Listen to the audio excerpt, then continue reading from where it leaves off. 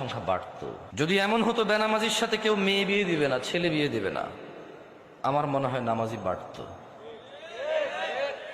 যদি এমন হতো বেনামাজির সাক্ষী গ্রহণ করা হবে না, কি গ্রহণ করা হবে না, যদি এমন হতো যে বেনামাজি ছেলে তার নামাজি বাবার সম্পদের অধিকার পাবে না, তাইলে মনে হয় নামাজি বাড়তো।